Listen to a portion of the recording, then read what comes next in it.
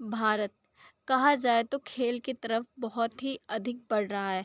अगर हम बात करें तो 2030 में भारत देश में ओलंपिक जो कि भारत देश की जो सरकार है वो ओलंपिक है मेज़बानी कराएगी। जिससे क्या होगा कि हमारे जो युवा हैं उनको प्रेरणा मिलेगी, साथ ही साथ जो हमारे स्पोर्ट्स में कहा जाए तो बढ़ोतरी हो सकती है। जो भी हमारे युवा हैं वो लोग मेडल और अधिक ला सकते हैं, और विश्व स्तर पर भी कहा जाए तो भारत बहुत ही अच्छे से पहचाना जा सकता है खेल के मामले में।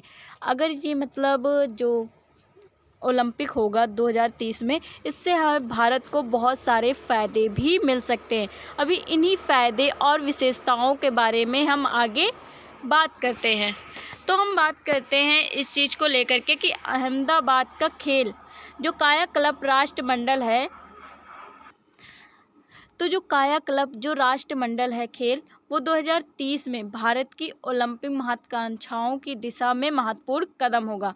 मतलब ये है कि अहमदाबाद में कहा जाए तो ओलंपिक 2030 में मतलब है भारत ऑर्गेनाइजेशन करेगा, और इससे क्या होगा कि महत्वाकांक्षाओं की दिशा में महत्वपूर्ण कदम बढ़ सकता है भारत का। अगर हम बात करें सबसे पहले तो राष्ट्रमंडल खेल जो कि 2030 में कहा जाए तो भारत मेज़बानी की दिशा में मतलब तैयारी कर रहा है भारत। और साथ ही साथ ये भी कहा जाता है कि अहमदाबाद को स्पोर्ट्स सिटी के रूप में विकसित करने की योजना भी बन रही है। अगर हम बात करें तो अहमदाबाद में हमें विश्व का सबसे बड़ा कहा जाए स्टेडियम देखने को मिलता है। अहमदाबाद में जो एक है सरदार वल्लभ भाई, हाँ भाई पटेल शायद स्टेडियम नाम से, तो वहाँ पर शायद होगा ये जो मतलब ओलंपिक है 2030 में ये चीज़ कराया जाएगा। तो क्या है कि अहमदाबाद को मतलब स्पोर्ट्स सिटी के रूप में विकसित करने की योजना भी बन रही है। भारत की ओलंपिक आकांक्षाओं की दिशा में अहम कदम भी हो सकते हैं। अगर हम बात करें तो भारत में जो भी ओलंपिक जो आकांक्षाएं हैं इनकी दिशा में अहम कदम भी माना जा रहा है। तो है भारत अहमदाबाद में कहा जाए तो ओलंपिक को है करवाएगा, और साथ ही साथ इससे हमें बहुत सारे फ़ायदे भी होंगे। और हम उन फ़ायदों के बारे में बात करें तो ये हमको अंतर्राष्ट्रीय फ़ायदे देखने को मिल सकते हैं। भारत को बहुत सारे फ़ायदे, जो हमारे खिलाड़ी हैं उनको भी बहुत सारे फ़ायदे देखने को मिलेंगे। अहमदाबाद के जो खेल कायाकल्प है इसके बारे में बात करें तो जो सरदार पटेल स्पोर्ट कॉम्प्लेक्स का विकास होगा। हाँ, ये इसी के बारे में मैं अभी बता रही थी। तो हाँ, ये एक कॉम्प्लेक्स है, इसका मतलब विकास होगा सरदार पटेल स्पोर्ट्स। ये आधुनिक ट्रेनिंग सेंटर और स्पोर्ट्स एकेडमी है। मतलब ये जो आधुनिक ट्रेनिंग जो होंगी ये सारी चीज़ें यहाँ पर करवाई जाएंगी, और ये स्पोर्ट्स एकेडमी है। अब हम इसमें बात करें तो जिससे इसमें क्या होगा कि अनुकूल स्टेडियम है, और साथ ही साथ इसमें डिजिटल सुविधाएं भी उपलब्ध हैं। इस वजह से मतलब इसको बनाया जाएगा। अगर हम बात करें भारत की ओलंपिक महत्वाकांक्षाओं को लेकर के तो राष्ट्रमंडल खेल का एक ट्रायल प्लेटफॉर्म की तरह है। मतलब ये है कि ये जो खेल होगा ये ट्रायल प्लेटफॉर्म की तरह है किया जाएगा। साथ ही साथ खिलाड़ियों के प्रदर्शन में भी सुधार हो सकता है, और अंतर्राष्ट्रीय पहचान और निवेश के अवसर भी हो सकते हैं। जो मतलब विदेशी लोग हैं या जो स्पोर्ट पर है निवेश करते हैं विदेश के लोग, तो वो है भारत पर भी निवेश करेंगे, और अंतर्राष्ट्रीय पहचान भी खेल के मामले में बढ़ेगी। फिर हम बात करें आर्थिक और सामाजिक प्रभाव को लेकर के, तो खेल पर्यटन और रोजगार में वृद्धि होगी। जो भी पर्यटन आएंगे खेल को देखने, ये मतलब बढ़ेगा, और साथ ही साथ रोजगार में वृद्धि होगी। जो भी वहाँ के आसपास के स्थानीय होटल है, परिवहन हो गए, और भी जो अंदर जो भी चीज़ें प्राप्त मतलब है, अगर आप जैसे किसी स्टेडियम में जाते हो और वहाँ पर कुछ खाने की वस्तु लेते हो तो इससे भी ये मतलब रोजगार में वृद्धि हो सकती है। आसपास के होटल जो है पर्यटक आएंगे वो आसपास के होटल में रहेंगे, परिवहन का इस्तेमाल करेंगे, बहुत सारी चीज़ें हो गई। तो इससे क्या होगा, रोजगार में वृद्धि हो सकती है। अहमदाबाद का शाही विकास जो भी शहरी विकास सॉरी तो अहमदाबाद में जो शहरी विकास भी होगा, साथ ही साथ युवाओं में खेल के प्रति प्रेरणा भी देखने को मिल सकती है। क्योंकि अगर जो चीज़ हमारे देश में किया जा रहा ओलंपिक हो रहा है तो इससे क्या होगा कि युवाओं के अंदर प्रेरणा आएगी, और साथ ही साथ जो उनके खेल में मतलब या कहा जाए खेल में सुधार भी देखने को मिल सकता है। साथ ही साथ कहा जाए जो पर्यटक हैं उनकी रुचि बढ़ेगी और जो हमारे देश के लोग हैं वो भी खूब आनंद के साथ ओलंपिक को देखेंगे, जिससे रोजगार बढ़ेगा और ओलंपिक को बढ़ावा दिया जाएगा, जिससे भारत में फिर से कभी मतलब दोबारा मतलब ओलंपिक हो सके।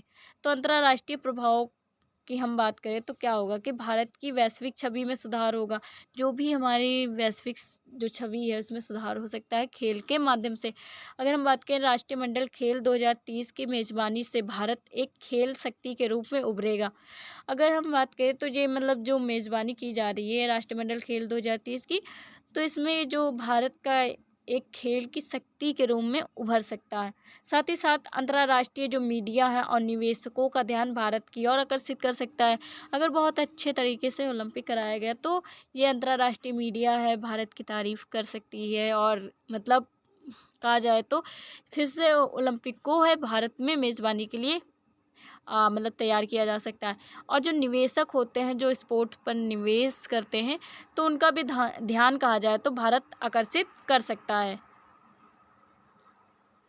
फिर अगर हम बात करें खेल की कूटनीति को लेकर के, तो खेल आयोजन जो भारत की विदेश नीति को मजबूत करेगा। जो भी ये आयोजन किया जा रहा है ओलंपिक का, इससे क्या होगा कि भारत की विदेशी नीति भी मजबूत होगी। साथ ही साथ हम बात करें राष्ट्रों के साथ सहयोग भी होगा। जो राष्ट्र हैं उनके साथ सहयोग बनाए जाएंगे अच्छे से और सांस्कृतिक संबंध गहरे भी हो सकते हैं देशों के बीच में। एशिया में नेतृत्व की भूमिका को लेकर के बात करें तो भारत एशिया में स्पोर्ट्स इंफ्रास्ट्रक्चर ऑफ इवेंट प्रबंधन का केंद्र बनेगा।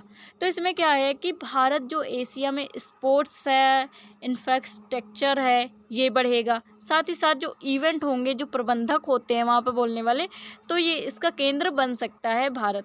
चीन, जापान और दक्षिण कोरिया जैसे देशों में है कहा जाए तो ओलंपिक बहुत ही अधिक होता है। तो जो भारत है इनके समक्ष अपना स्थान हासिल करेगा या कर सकता है। तो विदेशी निवेश और तकनीकी साझेदारी भी हो सकती है। अगर हम बात करें तो विदेश के जो भी खिलाड़ी होते हैं या जो भी मतलब स्पोर्ट पर निवेश करते हैं तो ये निवेश ही करेंगे। साथ ही साथ जो तकनीकी साझेदारी होती है, जो किस तरह वो अपने जो एथलीट हैं उनको सिखाते हैं, तो ये सारी चीज़ें मतलब भारत में भी मतलब तकनीकी साझेदारी कर सकते हैं। तो हम बात करें तो अंतर्राष्ट्रीय कंपनियां जो कि खेल प्रोजेक्ट में निवेश करती हैं वो करेंगी। साथ ही साथ जो विशेषज्ञ हैं विदेशी के साथ जो ट्रेनिंग और टेक्नोलॉजी एक्सचेंज बढ़ेगा। मतलब ये है कि जो भारत के खिलाड़ी हैं उन्हें कहा जाए तो विदेशी विशेषज्ञों के साथ में ट्रेनिंग करने का मौका मिल सकता है। ये फ़ायदे हो सकते हैं। अब हम बात करें तो पर्यटन और ब्रांड वैल्यू में वृद्धि। बहुत सारे लोग इसको जो कहा जाए ओलंपिक के सारे खेल देखते हैं तो क्या है कि विदेशों से भी लोग आएंगे भारत में और क्या होगा कि रोज़गार बढ़ेगा और साथ ही साथ जो अंतर्राष्ट्रीय मतलब है स्तर पर बातचीत होगी भारत की और भी मतलब बहुत सारी चीज़ें ब्रांड वैल्यू में भी वृद्धि हो सकती है। तो अगर हम बात करें अहमदाबाद और भारत दोनों की वैश्विक पहचान में इजाफा होगा। वैश्विक पहचान में इजाफा होगा अहमदाबाद और भारत का लेकर के। फिर इनक्रीडिबल इंडिया को नई दिशा भी मिलेगी। तो हमारे जो एथलीट्स हैं उन्हें बहुत सारे फ़ायदे भी देखने को मिल सकते हैं। जो विदेशी जो होते हैं मतलब कोच उनसे है ट्रेनिंग मिल सकती है, उनसे टेक्नोलॉजी का साझेदारी भारत कर सकता है और भी बहुत सारी चीज़ें जो कि हमारे एथलीट्स को देखने को मिल सकती हैं, मतलब लाभ मिल सकते हैं। कितने देशों में ओलंपिक आयोजित हुआ? अब हम इस चीज़ की बात करें तो अब तक के कितने देशों में ओलंपिक आयोजित हुआ है, तो हम इसमें से कुछ जो देश हैं जो बहुत ही बार आए हैं मतलब उनका नाम, तो उन चीज़ों को मैंने लिख लिया है। परंतु बहुत सारे देश हैं जो मतलब कहा जाए तो ओलंपिक हो चुका है, तो उनका सारे तो नाम लिखा नहीं जा सकता है, परंतु कुछ देश जो कि बहुत ज़्यादा आए हैं तो उनका नाम लिख लिया। जैसे ग्रीस हो गया, फ्रांस हो गया, अमेरिका में बहुत ज़्यादा हुआ है, ब्रिटेन हो गया, स्वीडन हो गया, बेल्जियम हो गया, फ्रांस हो गया, नीदरलैंड हो गया, जापान हो गया, ब्राज़ील, ऑस्ट्रेलिया, स्पेन, चीन, दक्षिण कोरिया आदि। ये देशों में ग्रीष्मकालीन मतलब गर्मी के समय में हुए हैं ओलंपिक। फिर हम अगर बात करते हैं शीतकालीन ओलंपिक, शीतकालीन जो कि सर्दी के टाइम हुए हैं, तो जैसे फ्रांस हो गया, स्विट्ज़रलैंड हो गया, अमेरिका हो गया, जर्मन हो गया, नॉर्वे हो गया, इटली हो गया, ऑस्ट्रेलिया आदि देश हैं जो कि शीतकालीन में ओलंपिक हुआ है। फिर हम बात करते हैं किन देशों में सबसे अधिक ओलंपिक हुआ है, तो इसमें जैसे अमेरिका है 9 बार सबसे ज़्यादा, फ्रांस 6 बार, ब्रिटेन 3 बार हो गया, जापान 4 बार हो गया, इटली, जर्मनी, कनाडा जो कि 3 बार हो गया। वही भारत अब 2030 में पहली बार होगा। 2000 एक सेकेंड